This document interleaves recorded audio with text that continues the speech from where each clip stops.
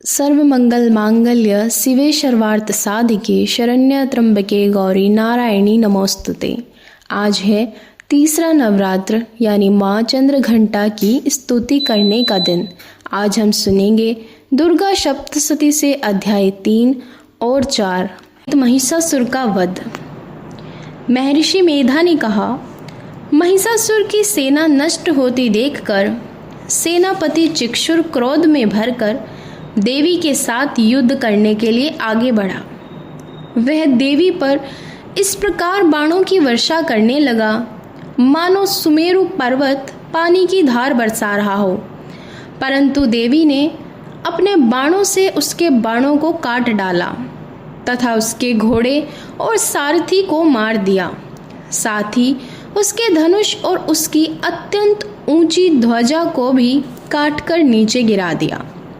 उसका धनुष कटने के बाद देवी ने उसके शरीर के अंगों को भी अपने बाणों से बींध दिया। धनुष, घोड़ों और सारथी के नष्ट हो जाने पर वह असुर ढाल और तलवार लेकर देवी की तरफ आया।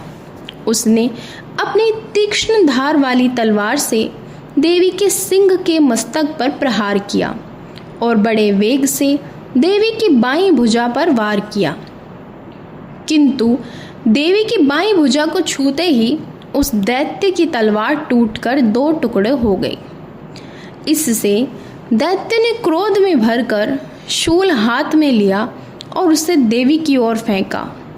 शूल को अपनी ओर आते हुए देखकर देवी ने भी शूल छोड़ा और उस असुर के शूल के 100 टुकड़े कर दिए और साथ ही उस असुर के प्राण भी हर लिए।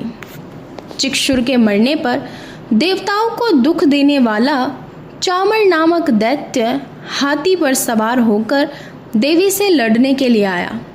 उसने आते ही शक्ति से प्रहार किया, किंतु देवी ने अपनी हुंकार से ही उसे तोड़कर पृथ्वी पर डाल दिया। शक्ति को टूटा हुआ देखकर दैत्य ने क्रोध से लाल होकर शूल को चलाया, किंतु देवी ने उसको भी काट दिया। इतने में देवी का सिंह उछलकर हाथी के मस्तक पर सवार हो गया और दैत्य के साथ बहुत ही तीव्र युद्ध करने लगा। फिर वह दोनों लड़ते हुए हाथी पर से पृथ्वी पर आ गिरे और दोनों ही बड़े क्रोध से लड़ने लगे। उसी समय सिंह बड़े जोर से आकाश की ओर उछला और जब वह पृथ्वी की ओर आया तो उसने अपने पंजे से चामर का सर अलग कर दिया। क्रोध में भरी हुई देवी ने शिला और वृक्ष आदि की चोटों से दैत्यराज उदर्ग को भी मार डाला। दैत्य सेनापति कराल को दांतों, मुक्कों और थप्पड़ों से चूर्ण कर डाला। क्रुद्ध हुई देवी ने गदा के प्रहार से उद्दत दैत्य को मार गिराया। भिंदीपाल से वाष्प कल को और बाणों से ताम्र तथा अंधक को मौत के घाट उतार दिया। 3 नेत्रों वाली परमेश्वरी ने त्रिशूल से उग्रास्य, उग्रीवर्य और महाहनु नामक राक्षसों को मार गिराया। उसने अपनी तलवार से विडाल नामक दैत्य का सर काट डाला तथा अपने बाणों से दुर्धर और दुर्मुख नामक राक्षसों को यमलोक पहुंचा दिया। महिषासुर ने जब देखा कि देवी ने मेरी सेना को नष्ट कर दिया है तो वह भैंसे का रूप धारण करके देवी के गणों को दुख देने लगा। उन गणों को उसने मुख के प्रहार से, कितनों को खुरों से, कितनों को पूंछ से, कितनों को सींगों से, बहुतों को दौड़ने के वेग से, अनेकों को सिंहनाद से, कितनों को चक्कर देकर और कितनों को श्वास के झोंकों से पृथ्वी पर गिरा दिया। वह दैत्य इस प्रकार गणों की सेना को गिराकर देवी के सिंह को मारने के लिए दौड़ा। इस पर देवी को बड़ा गुस्सा आया। उधर दैत्य भी क्रोध में भरकर धरती को खुरों से खोदने लगा।